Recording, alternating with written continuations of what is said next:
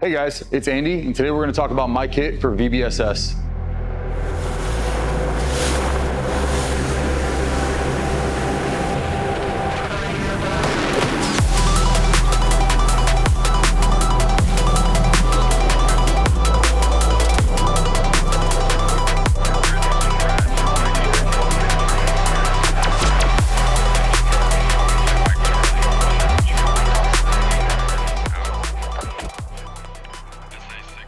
So the first thing we're going to talk about is the rifle setup. Here we're using the short barrel IAR, the M27 IAR. It's got a Knight's Armament suppressor. It's loud, especially while working on board boats.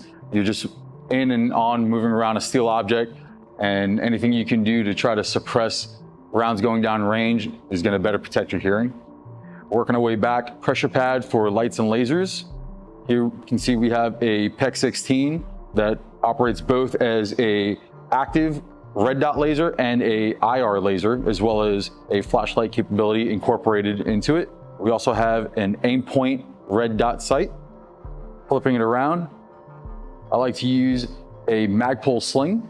Most important feature while conducting VBSS missions is making sure that the slings are hard pointed onto the actual weapon system. That way, as you're moving from ship to ship or from the helicopter to the ship, you don't run the risk of actually having anything come undone with any quick release systems that some guys like to use for their weapon systems.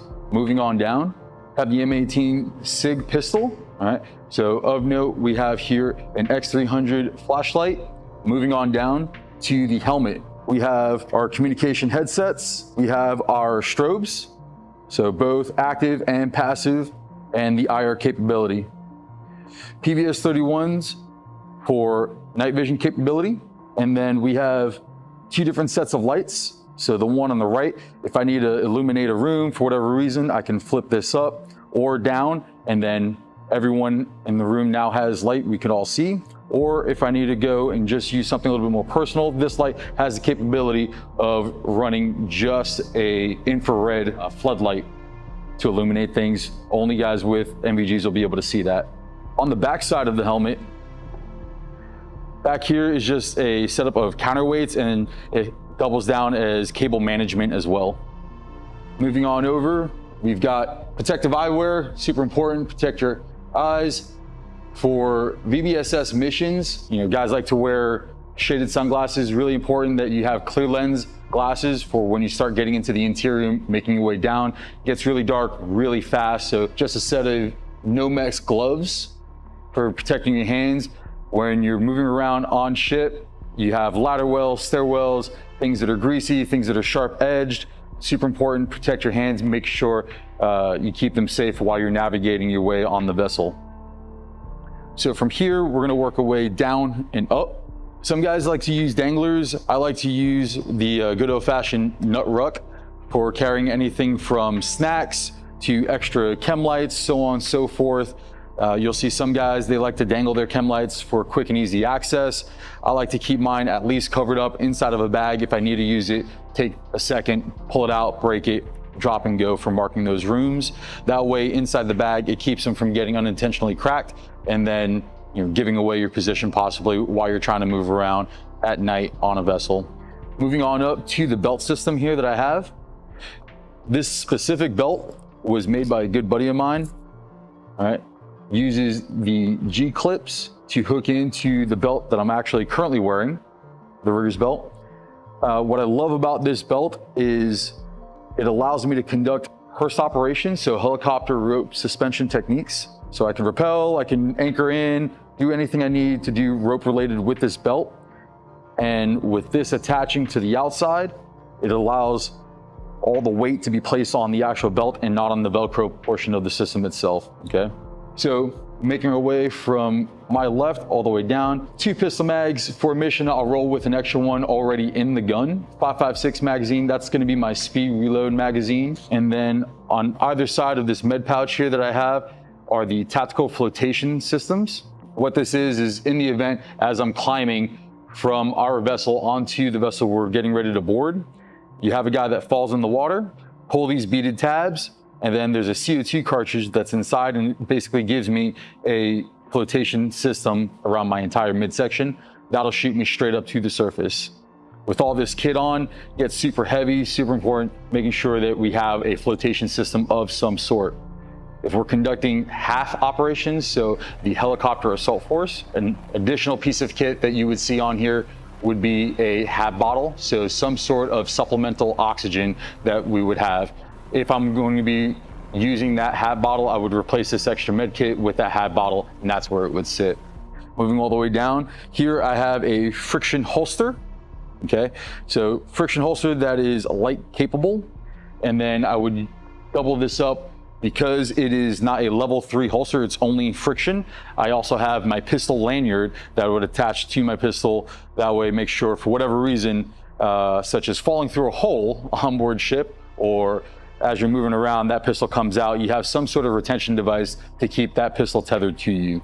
Here in the middle, already covered, we have that med pouch, pull tab here, and then everything comes out undone, and I can grab that med stuff as I need it. Okay, I also have over here an extra lanyard for when I'm doing either boat assault force mission set or a helicopter assault force mission set. So what I would use with this tether system is if I'm going from our boat to the larger boat that we're getting ready to board, if we do something such as a hook and climb, and I've got a saw or any other heavy equipment, I would route this in between, from my belt, in between my vest, up out the top side. That way, as I'm climbing that ladder system, if I need to take a break at any point in time, I can use this to hard point into that ladder, rest for a little bit, and then continue on my climb. If I'm going from the helicopter onto the boat for a fast rope mission set, this is gonna be my primary safety prior to getting off of that helicopter. So multi-purpose, whether you're coming in on helicopters or from a smaller vessel onto the boat you're getting ready to take down. Moving on to the vest, I'll pick up with the medical equipment. This one back here, I like to keep as personal use. For me, I get into a situation where I have medical equipment, awesome, I always have that on me. Now I run into a situation where maybe guys are running low on medical equipment, I always like bringing extra stuff. I love the use of this extra pocket back here on the Spirit Systems over the beach plate carrier. Pulling out, I have an extra behind the plate med kit that I can toss to someone and then keep rolling, either holding security or whatever the case may be. I can drop that with a guide, they can use it as they need without having to sacrifice my own med kit. Like I said, the over the beach plate carrier system, when doing waterborne operations, you know, you get wet, it sucks, all that stuff gets soggy, it's bogged down. Having a way for it to breathe and actually dry fast, super important. So this is a great plate carrier for that setup, for that system. On the front, so we're doing a VBSS mission. It is a time-sensitive target. You're not really looking to carry a whole lot of mags or extra kit for that matter, okay? So anything that goes bang or boom, there's a lot of things on board that vessel that will ignite easy. So you're gonna avoid carrying anything from interior charges, any flashbangs, grenades, anything like that. So this kit has been streamed down significantly, all right? So up front here, where I would normally carry my flashbangs or possibly an interior charge, I just move my Gerber up here. That way I can carry it. My magazines streamlined, I've only got 3 in the front, 1 extra. I may roll with 1 additional that's already in the gun when starting the mission. And then any additional magazines, whether it be ammunition, food and water, medical supplies, you would create a speedball for all that extra equipment that would go down with the helicopter assault force or the boat assault force. We can hoist all that extra equipment up and stage it, okay? The reason why it's super important to have a streamlined kit is because on board these boats, it can get really tight, narrow passageways, easy to get hooked on things, and you just want to be as streamlined as possible to mitigate, you know, all the snag hazards that you can run into.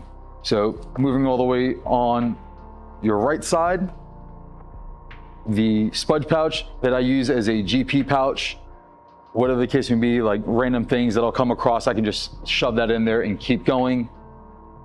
On either side, while running my radios, I have the wings, okay? If I'm going to be doing any sort of coordination with aircraft as well as ground units, I can run a radio on either side.